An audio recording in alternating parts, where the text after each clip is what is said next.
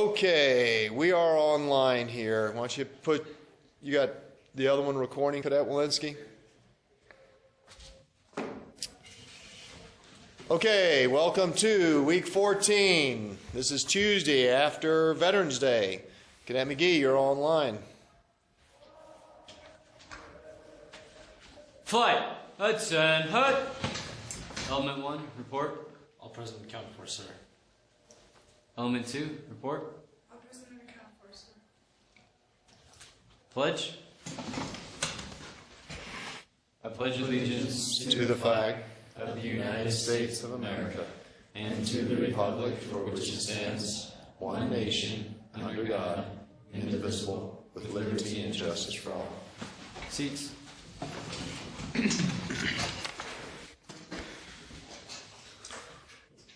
Alrighty, welcome to week 14 after, let's see if I can blow this back a little bit. After Veterans Day, we had a very successful Veterans Day with our ROTC world. We'll get there in just a second. God bless you. Call up our website and announcements. We had Veterans Memorial last week. Oh, there's somebody who's having fun with ours. On this day, we had a first helicopter flight. I guess that kind of aligns with the Navy world, although they were probably 1907. Good gracious. That was before the Army even probably bought it. I was a civilian. We are still raising money for our honor flight, and I think we have over $400 now, coming up to $600. The freshmen, the first years, need to paint our freshman rock. I think that's going to happen this week, and actually that'll be Thursday, I believe, with the 2 freshman PE classes. And we will go from there. Our weekend was very busy. Any of you guys involved this weekend on stuff we did? Cadet Russell, what'd you do? Parade, sir. Parade. Which parade where? The Veterans Parade at the VA, sir. Tell me about it. It was outstanding. We won the award. I didn't actually march with the JROTC. I marched with the Korean Veterans Float. Did you hold their banner? Yes, sir. Great. So they just came out. You know, I told them to come ask our people, so they did it without me even knowing about it, right? Great. I think we had almost 70 cadets there. It worked out real well. And so congratulations to Cadet Temple and Cadet Johnson and Cadet Keene set that up. It worked out real well, and we, like I said, we won the award. That was on Saturday, right? No, that was on Sunday morning, Veterans Day, 11th year, 11th hour. And then on Monday, we had 2 or 3 color guards. Did anybody do that here? No? Well, we had a good time there, and I went to 2 retirement communities here in the local area, and they did a formal flag folding, and worked out real well for them. And we got pictures from all this stuff, too. We need to get online here on our website. Cadet Kramer, you need to be attention, please.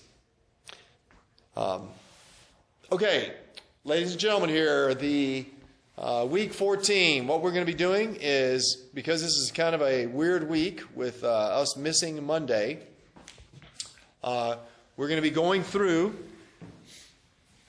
LE1, Chapter 1, Lesson 3, and actually it's not a very big chapter, and I hope to go through it, really crank through it here in the next 20 minutes, but then we will actually get to Lesson 4, which is a kind of a large one. Again, I emphasize to you guys the test on this will be next Monday. Lessons 1 through 3 will be on Monday, and then lessons 4 and 5 will be part of your semester test at the end of the semester, which happens in about a month, right? December 10th or so would be our final, 17th was our final. So a little less than that. Emphasize, please, the vocabulary and all on the lessons. So why don't we open up our books here to page 34.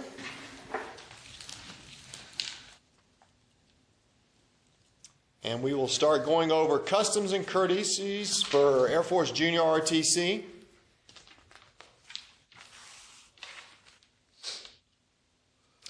Cadet Haslam, what's a custom? We talk about that. Common tradition. A common tradition.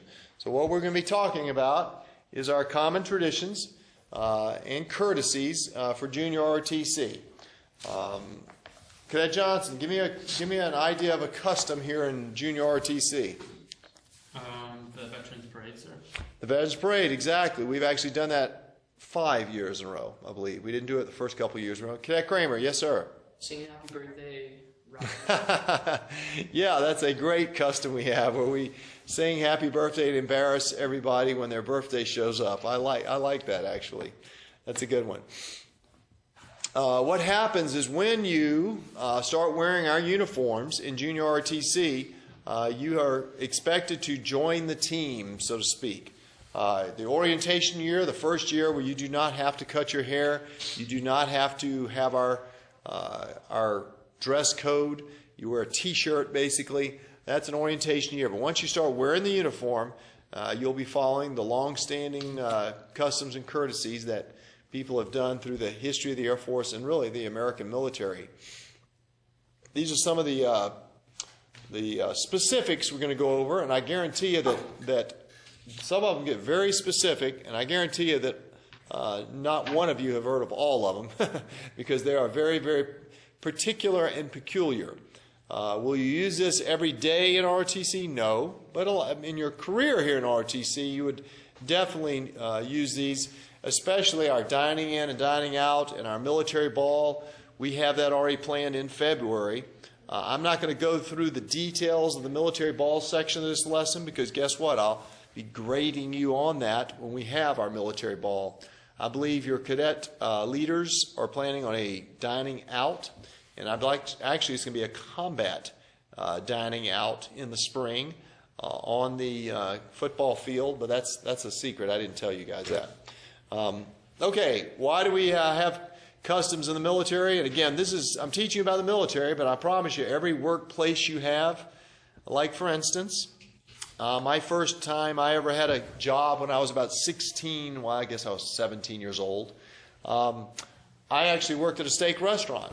And the tradition was to have, the custom was to have a employee dinner for Christmas every year.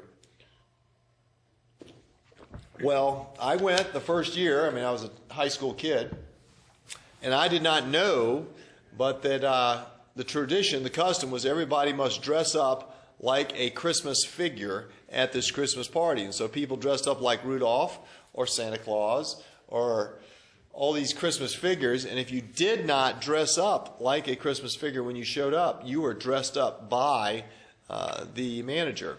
And so basically I ended up being Rudolph for the whole party because it was a tradition and custom. Basically to do this right here, to help people get along, establish morale and esprit de corps, allegiance.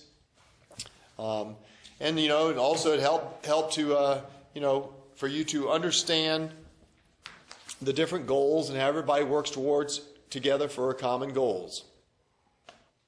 Okay, first thing of all, position of honor. And this comes down to formal military events. Former military events, such as seats, when you're sitting down or when you're standing. The bottom line is you're supposed to be walking to the left of people in senior positions. And in general, I outrank you guys, and I'm a senior officer in the military. I've been around for 30 years. So you guys, if we're walking down the street, where would you guys be walking, Cadet McGee? Left side, sir. You would be on the left side, right. You would not be on the right side. I must admit, Sergeant Martinez, who was here, 2 years ago, was very particular about this. Even he and I, when we go do speeches around the community, he would make sure he was always walking on my left side because in the formal military situation, he was always less ranked than I was, and he would accustom that. A hand salute. Who can we pick on? Cadet Walensky, come on up here, please. Cadet Overton, come up here and teach him how to do a hand salute. Wouldn't that be a fun thing to do? Let me embarrass you guys here in front of all your friends and neighbors. So Cadet Overton, why don't you teach him how to do a hand salute? Okay, well, first you're going to use your right hand, and you want to make sure that you don't break your wrist at all, like have it bent or doing something goofy. You want to make sure that your thumb is not like doing funky things. You don't want it to like stick out, and you want to make sure that your fingertips, they're like right here at your eyebrow. I should say. Okay, ready, go. Ready, go. Ready. Or are you either at a position of attention? No, that's another thing you want to do. I'm going to be at attention, and then it's just like, bueno. Lower. Hand flat. Cadet Brudnell, how are they doing? He's going like this a little bit, I do it again. Yeah, and he's just straight. just super straight.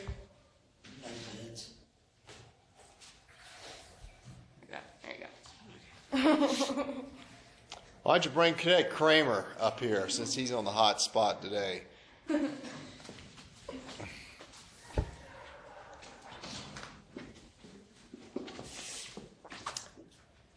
All right, you get over to him. Why don't you go to attention and call him to the tin hut and present arm over arm. My tin hut. That was not a very calming voice. Let's go. Don't ever turn your back to the audience. Face the audience. What do I say? Group, attend, hut. That was miserable. Oh my God. Let's keep going. Let's try to get a little more commander view there. I'm not a yeller. Group, attend, hut. Is that better? That's about a D. Okay. I'll live with that. Present. I forgot what it was. Present. Arms. All right, give him constructive criticism there. Okay. Your elbow needs to be down. Don't want to be like smashing your eyebrow. There you go. That's better. Yours looks pretty good. I think that looks good. All right, give him order arms and present arms 10 times, and let's see how well they do. Never mind, maybe it's just the way I'm sitting, but it seems like they're going like this. Kramer. His might be just.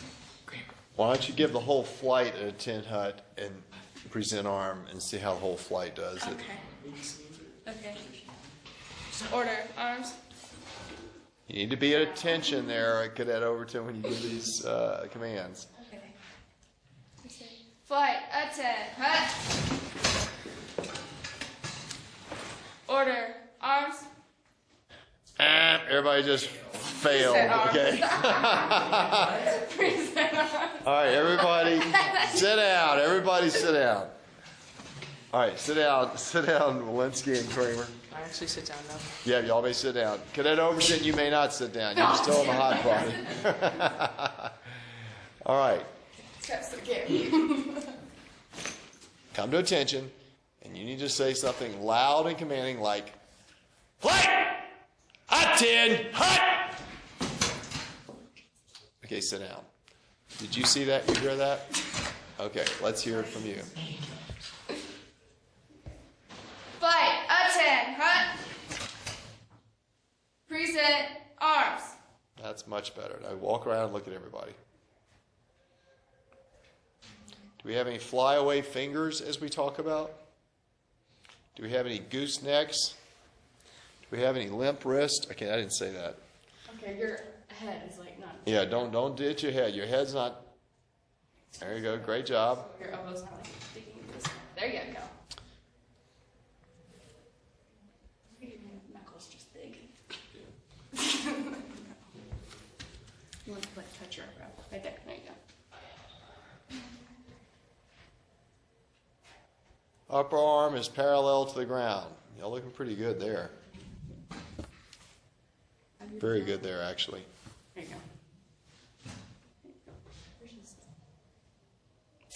go. We have some first years that like to wave at me when they really, so it's order arms, they wave their hands out sort of like other countries do, but instead you're supposed to just drop it straight to your side.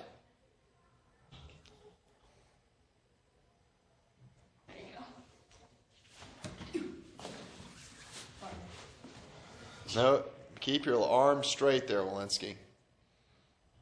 Your arm is straight as an arrow. Okay, is that good, Cadet Overton? Yes, sir. About to kill yourself? Fight! Order! Home! Present! Home! Order! Home! Seats. All right, excellent. Y'all did above average there. Who do we salute, guys? Cadet Brudenell, who do we salute? Anybody that's high is like high officers. Yes, pretty much everybody in the world for you guys. Okay? But basically, a salute is just like a handshake in the military, right? It's a signal of respect. And I have, again, I used to work at the Pentagon for 3 years. So guess what? Walk around the Pentagon, you need to know the officers of all the other ranks and all the other militaries, different countries. And it's a lot to learn.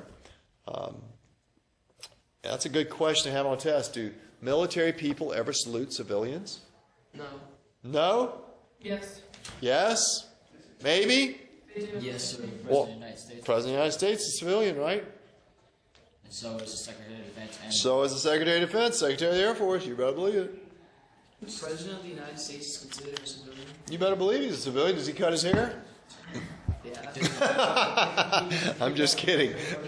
Actually, President Obama has pretty good haircut, but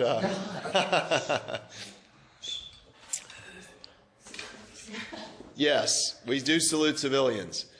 Do I salute the President of Belgium? yes, sir. You better believe it. I was in charge of I was the commander in charge of Tues airfield in Bosnia for 6 months, and we had presidents from Belgium, Netherlands, France, some other European countries come to Germany. Their Secretary of Defense, you better believe they come walking out of there. They control their country. They're coming to my base, and I'm the officer in charge that represents America. You better believe I give them the proper accord and respect. Yes, ma'am. My dad works for the Arizona Supreme Court, so like when we walk downtown Phoenix, we have bodyguards around us. It's really weird, but everyone that's in the military salutes us, and I thought it was really cool. Well, that's probably not necessary, Yeah. but he does it as a form of respect, obviously, because your dad's on the state Supreme Court, Yeah, right? but I don't know, It's kinda weird, isn't it? And it's really cool. The bottom line is it doesn't hurt, and you're very rarely going to be criticized for shaking somebody's hand. You're very rarely going to be criticized for saluting somebody with a form of respect.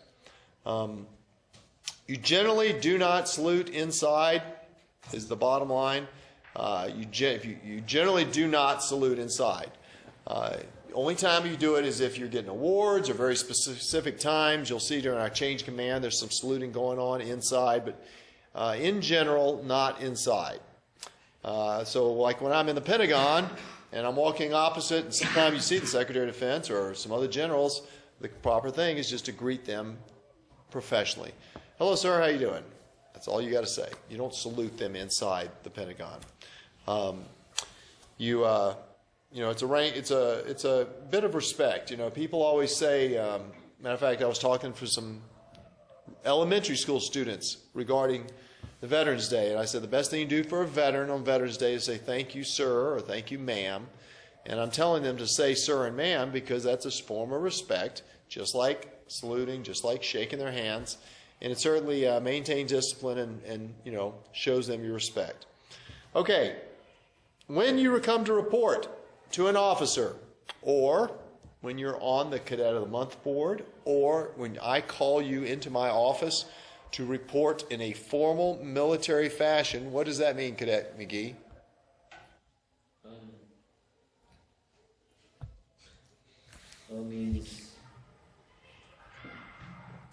Let me give you a hint. Read the board, okay? Look at your piece of paper. On page 39. How do you report in a official military capacity? There you go. You're brilliant. Yes, sir, Cadet Pektovich. So does that mean like a set of knocks once, or just like? Honestly, I'm sitting there working. I expect you to go I hear you. But then I'll say, yeah, Cadet Patrick Fitch, clear dinner.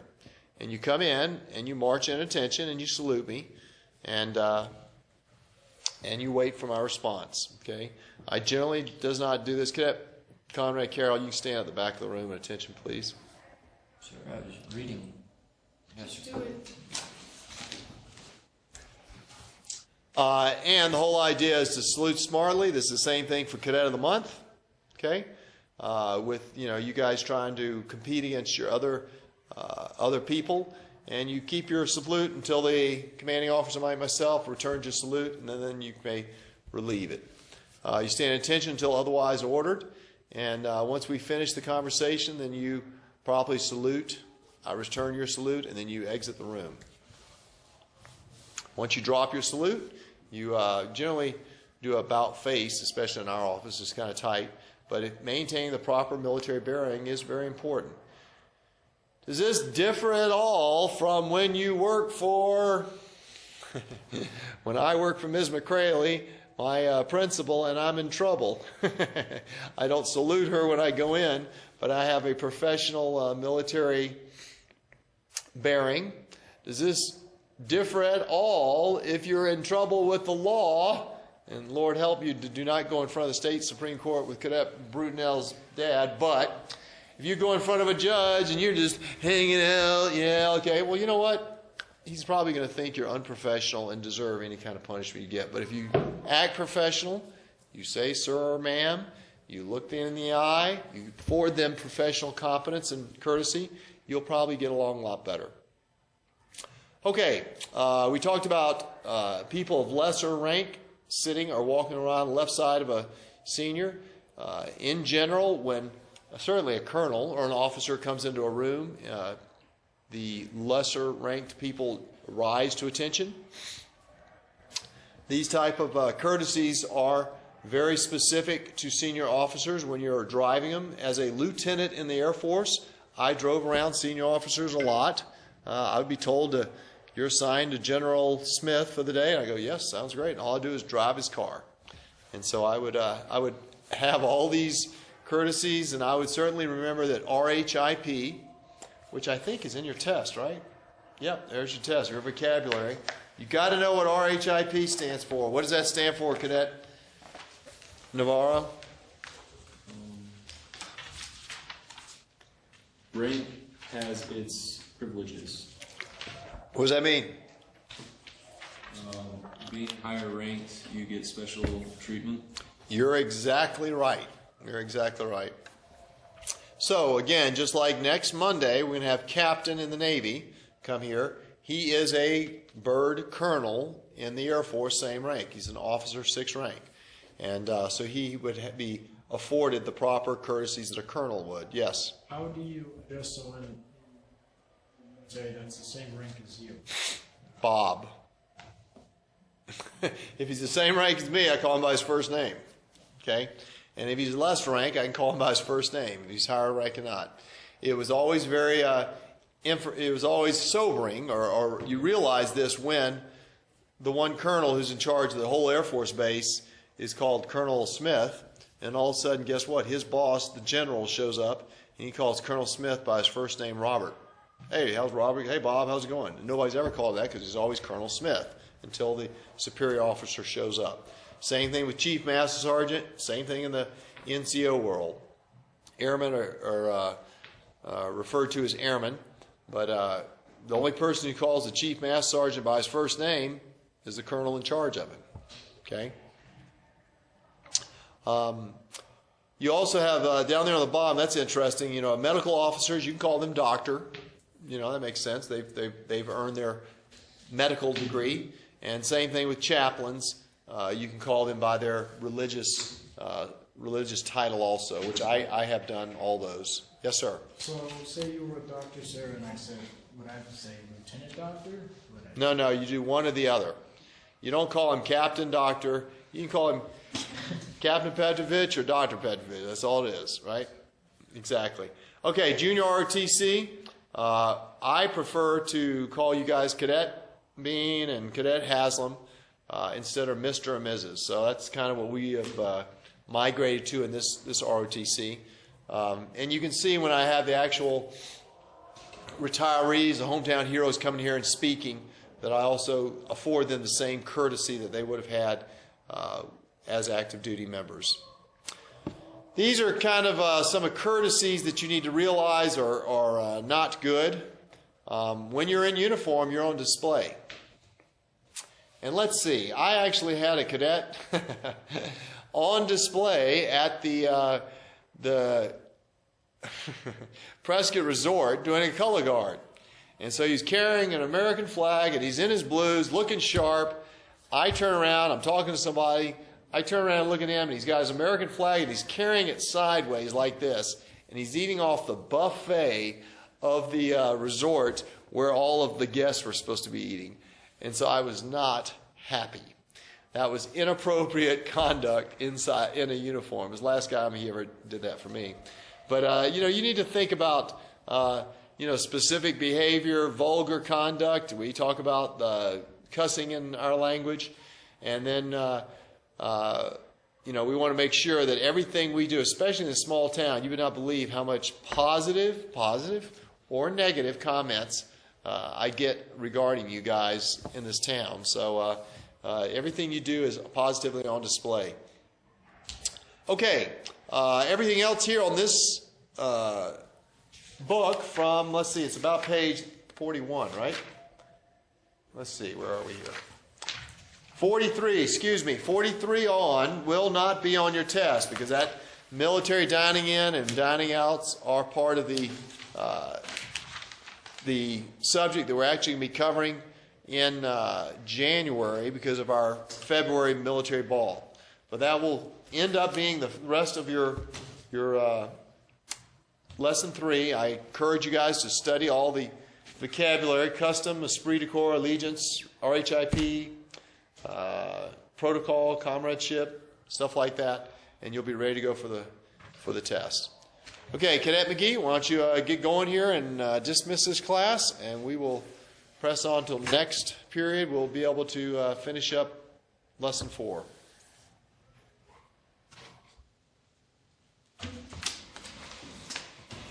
Foot.